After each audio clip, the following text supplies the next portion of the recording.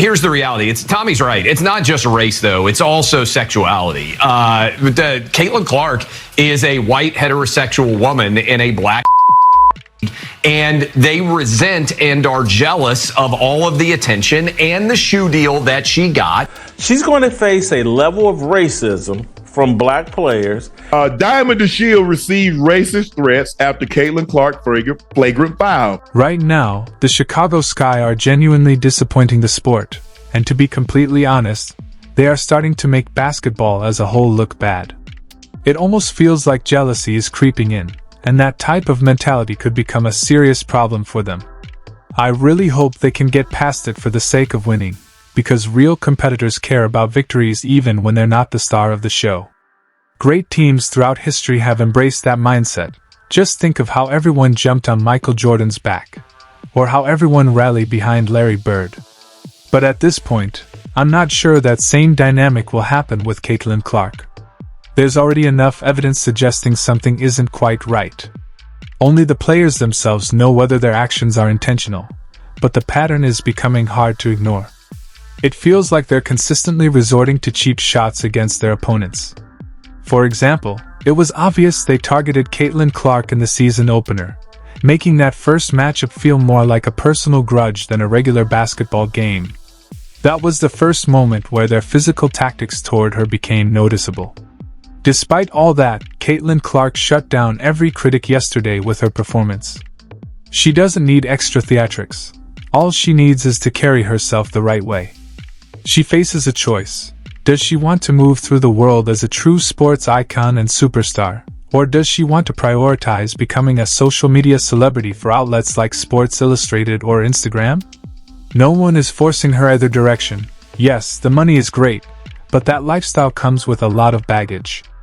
Today, we saw another round of questionable plays, and this time they were pretty blatant. Marina Mabrey got hit hard on her very first possession of the game. But at the same time, this is basketball. It's competitive, it's physical, and you're going up against players who pride themselves on being tough. As she said herself, she considers herself a dog, and if you're going to throw physical punches, she's going to respond by matching your intensity. That's who she is as a player, and everyone in the league, not just the rookies, should be prepared for that level of competition. Caitlin Clark also absorbed a cheap shot during garbage time, and honestly, I'm still unsure how to interpret everything we've been seeing.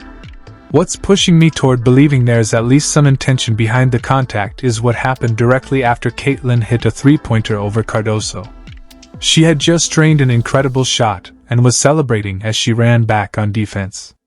Then, on the very next play, she got tangled up when Michaela Onyenwere landed on her foot. And as LeBron pointed out online, he's completely right. Some of these players really do seem to be hating on Caitlin Clark. And he's right when he says that pettiness is expected from men because men are often the most insecure group. But seeing this level of pettiness among professional athletes is surprising. Nothing major actually happened on the play with Onyenwere, but normally, you don't throw your whole body into a contest like that. It could have easily been reckless rather than intentional. From what I've observed, Michaela doesn't typically play in a dirty or overly aggressive way, though it's possible coaches asked her to be more physical.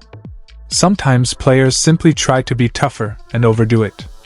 She even explained her approach, saying that entering such a competitive league filled with elite talent, she never expected an easy transition just because of her name. She said she plays for the letters across her chest and understands what her role demands. We all we got, we all we need. Although Marina Mabrey absorbed a cheap shot, that wasn't really the central issue. The referees made the correct call by upgrading it to a flagrant one. I completely agree with that decision. Whether that specific foul was deliberate is debatable. If you believe it was on purpose, I wouldn't argue, because it's certainly possible, though I personally don't think that was the case.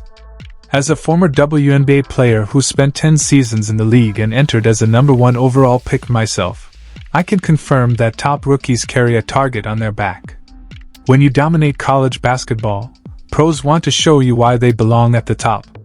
But then came another play that was unmistakably intentional. Caitlin Clark intercepted the ball after a turnover and pushed forward while Diamond DeSheilds defended her. If you look closely at Diamond's path, it's obvious she wasn't making any attempt to play the ball. She ran directly at Caitlin and made clear knee-to-knee contact. It was blatant. Afterward, Caitlin jumped up quickly and ran toward the bench, though cameras didn't capture that part. It almost looked like she was trying to downplay the moment, probably to avoid making the collision seem intentional. She was cooking that game, she was hooping, she was a straight-up bucket, but she sprinted to the bench, seemingly trying to distance herself from the incident. And despite everything, she calmly hit her free throws to finish with a career high, even though her team was trailing by 25 points. Regardless of the circumstances, that was a cheap shot, no matter how you frame it. And as some have pointed out, these are the same women who might become multimillionaires one day, like Tiger Woods, like Michael Jordan.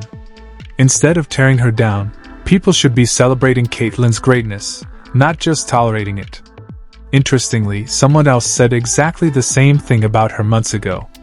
Even though I'm giving some benefit of the doubt, I haven't seen anything that makes Diamond DeSheilds look intentionally malicious by nature.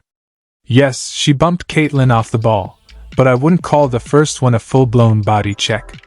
The possession before, Caitlin had already been pushed by Diamond. Then, on the very next possession, Caitlin was hit again from behind. If that earlier incident hadn't occurred, maybe you could forgive Diamond for the second bump. But considering the entire sequence, it's harder to overlook.